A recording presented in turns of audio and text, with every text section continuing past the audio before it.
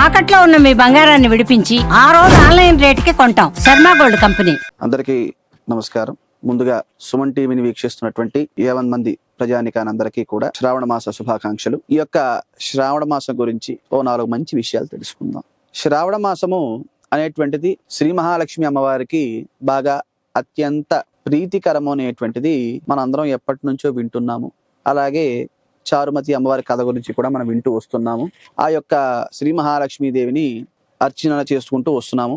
అయితే ఈ సంవత్సరము 4 శుక్రవారాలు అనేటువంటివే మనకి ఉన్నాయి. మనకి 25 అనేటువంటిది ఇంకా పాడ్యమి ఇంకా రాలేదు, అమావాస్య ఇంకా ఉంది తగులు మిగులుగా. కాబట్టి ఏంటి అంటే ఆ యొక్క వారము లెక్కలోకి రాదు. కాబట్టి 4 వారాలే మనకి ప్రస్తుతము ఈ యొక్క సంవత్సరం 2025 మనకు శ్రావణ మాసంగా శ్రావణ మాస వ్రతం అనేటువంటిది మనం ఈ యొక్క 4 వారాలు అనేటువంటి చేసుకుంటాం. అయితే ఈ యొక్క 8వ తారీఖు వరలక్ష్మి వ్రతం అనేటువంటిది పడడం జరిగింది. ఆ రోజు ప్రతి ఒక్కరూ కూడా అమ్మవారిని విశేషతరముగా అర్చన చేయండి. దానిలో ఇంకొక చిన్న విషయం చెప్పదలుచుకున్నది ఏమిటి అంటే, అమ్మవారికి బిల్వపత్రాలంటే అత్యంత ప్రీతి. ఆ బిల్వములతో అమ్మవారికి అర్చన చేయడం వల్ల చాలా అత్యంత శుభ ఫలితాలు అనేటువంటి వస్తాయి. ఒక్క శ్రీ మహాలక్ష్మీదేవినే ఆరాధన కాకుండా శ్రీ మహావిష్ణువుని కూడా ఆ రోజు ఆరాధన చేయడం వల్ల ఆ మహాలక్ష్మీదేవి ప్రసన్నం అవ్వాలి అంటే ఆవిడ ఎవరి హృదయంలో ఉంటుంది? శ్రీ మహావిష్ణువు హృదయంలో ఉంటుంది. కాబట్టి ఆ యొక్క శ్రీ మహాలక్ష్మీదేవి యొక్క అనుగ్రహం కావాలి అంటే అక్కడ ఆ యొక్క లక్ష్మీ అమ్మవారి భర్త అయినటువంటి శ్రీ మహావిష్ణువు యొక్క అనుగ్రహం కూడా కావాలి. కాబట్టి శ్రీ మహావిష్ణువు సహిత శ్రీ మహాలక్ష్మీదేవిని అర్చన చేయడం వల్ల స్థిరమైనటువంటి శుభ ఫలితాలు అనేటువంటి వస్తాయి. అలాగే ఈ యొక్క శ్రావణ మాసము లక్ష్మీ అమ్మవారికి ఒకరికే కాదండి, పరమేశ్వరుడికి కూడా అత్యంత ప్రీతి కలిగినటువంటి మాసము ఈ యొక్క శ్రావణ మాసము. శ్రావణ సోమవారం నాడు కూడా ఈశ్వరుడికి విశేషతరముగా పంచామృతాలు ఎప్పుడూ చేస్తున్నవే. ఈశ్వరుడికి ఇష్టమైనటువంటిది ఏదైతే ఉందో ఆ ద్రవ్యము అనగా ఏమిటి? పరమేశ్వరుడికి ఇష్టమైనటువంటి ద్రవ్యము అనగా పరమేశ్వరుడికి బాగా ప్రీతి చెందేటువంటిది భస్మము. భస్మ ప్రీతి ఇది శివ అంటారు. ఆ విధముగా పరమేశ్వరుడికి భస్మం అంటే చాలా ప్రీతి. ఆవు పిడకలతో చేసినటువంటి విభూతి ఏదైతే ఉందో, ఆవు పిడకలు అలాగే వట్టివేరు, పచ్చకర్పూరము, ఈ మిశ్రమాలతో తయారు చేసినటువంటి భస్మం ఏదైతే ఉందో ఆ భస్మంతో ఈశ్వరుడికి అభిషేకం చేయడం ద్వారా సకల ఐశ్వర్యములు కూడా కలుగుతాయి. అలాగే బిల్వపత్రములతో కూడా ఆ పరమేశ్వరుడికి అర్చన చేయడం వల్ల అత్యంత శుభ ఫలితాలు అనేటువంటి వస్తాయి ఈ శ్రావణ మాసంలో అనేటువంటిది మనకి శాస్త్రంలో ఉన్నటువంటి వచనము. అలాగే శ్రీ మహాలక్ష్మి అమ్మవారిని ప్రతి శుక్రవారం నాడు కూడా వీలైనంత వరకు కూడా కదంబవన సంచారిణి అంటారు. కదంబవనములలో అమ్మవారు సంచరిస్తూ ఉంటారు. ఈ యొక్క కదంబము అనేటువంటి పుష్పం ఏదైతే ఉందో అమ్మవారికి యథాశక్తి కొలది 108 పుష్పాలు, లేదు ఒక 8 పుష్పాలు, లేదు బాగా శక్తి ఉన్నది అంటే సహస్రనామ అర్చనతో అమ్మవారికి 1000 కదమ పుష్పాలతో అర్చన చేయడం వల్ల అత్యంత విశేషతరమైనటువంటి అనుగ్రహం కలుగుతుంది, లక్ష్మీ కటాక్షం కలుగుతుంది.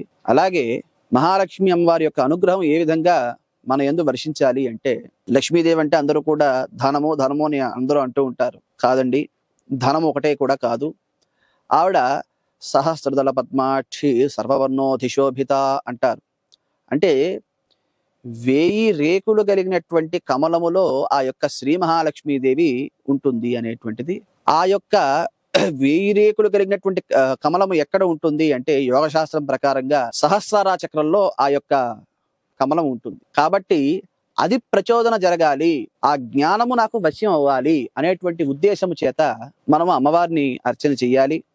అలాగే ఈ యొక్క ఇహాపర సంబంధాలు అనేటువంటివి కూడా బాగుండడానికి మరి కొంత ఐశ్వర్యం కూడా మూలము కాబట్టి ఆ యొక్క ఆర్థిక కటాక్షాన్ని కూడా అనుగ్రహించమ్మా అనేటువంటిది మనం మనసా వాచా కర్మణ అర్చన చెయ్యాలి.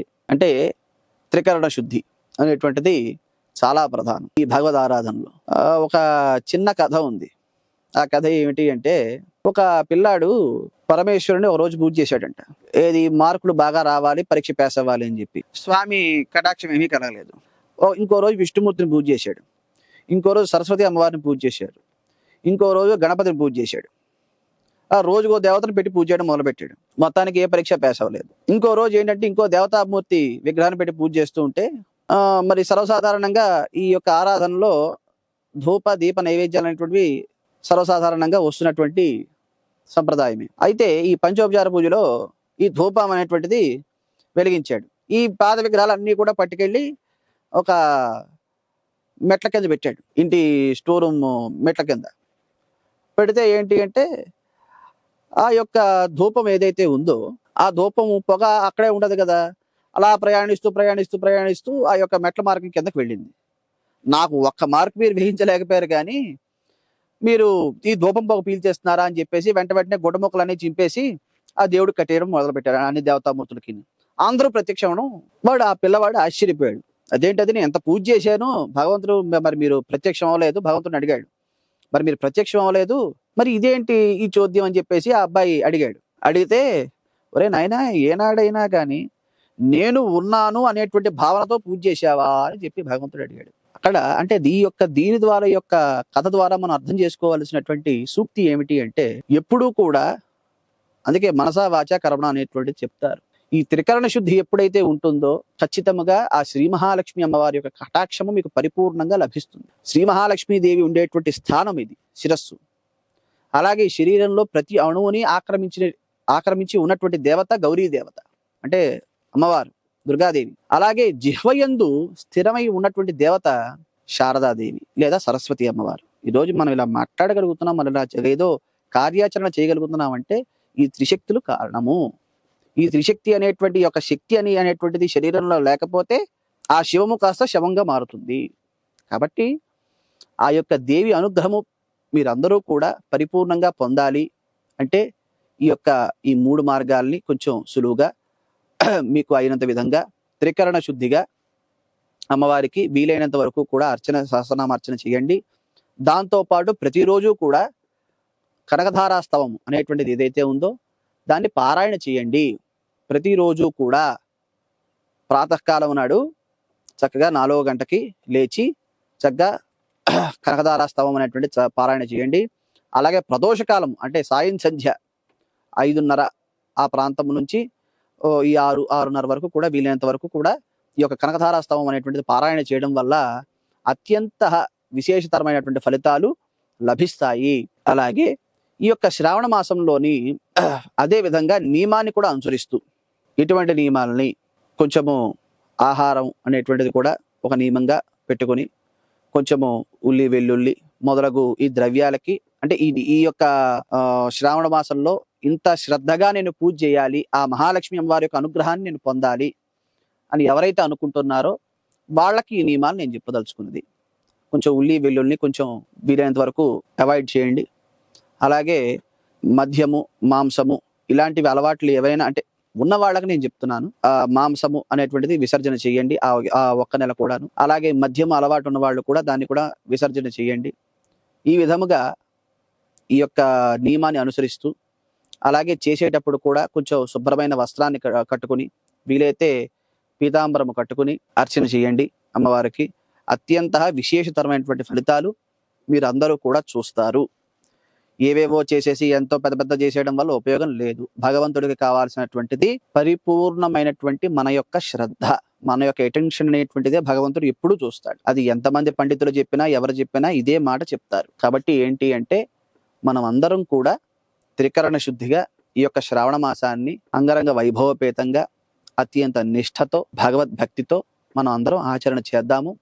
ఇంకా వీలైన వాళ్ళు ఇంకా చేయగలిగే శక్తి ఉంటే శ్రీచక్ర నవావరణార్చన పూజ కూడా చేసుకోవడం వల్ల కూడా అమ్మవారి యొక్క విశేషతరమైనటువంటి అనుగ్రహం కలుగుతుంది. ఎందుకంటే శ్రీచక్రంలో అందరు దేవతలు ఉన్నారు. కాబట్టి ఏంటి అంటే ఆ యొక్క శ్రీచక్రారాధన అనేటువంటిది కూడా నవావరణార్చన అనేటువంటి చేయడం వల్ల కూడా ఇంకా మంచి ఫలితాలు అనేటువంటివి వీరందరూ కూడా పొందుతారు.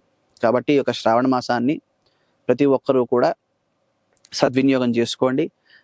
నివేదన చేసేటప్పుడు ఏంటి అంటే అమ్మవారికి మధువు అంటే తేనె పానకాన్ని తేనె తర్వాత అలాగే బెల్లం పానకం అమ్మవారికి నైవేద్యం పెట్టండి. అలాగే దాంతోపాటు వీలైతే కొంచెం శుభ్రంగా పరవాన్నం అనేటువంటిది నివేదన పెట్టడం వల్ల అలాగే ఈ ఇందాకలు చెప్పినటువంటివి ఏవైతే ఉన్నాయో ఈ కనకధారాస్తవం అనేటువంటిది పారాయణ చేయడం అలాగే నియమంగా ఉండడము, దాంతోపాటు వీలైతే బిల్వపత్రాలతో పూజ చేయడం, కదమ పుష్పాలతో అర్చన చేయడం ఇవన్నీ కూడా చాలా అత్యంత శుభ ఫలితాన్ని ఇస్తాయి. అంటే మనం భగవంతుడా నాకు 100 కోట్లు ఇవ్వు, భగవంతుడా నాకు ఒక 100 కోట్లు లేకపోతే నాకు 1000 కోట్లు ఇవ్వు, ఈ ఉద్దేశంతో చేయవద్దు.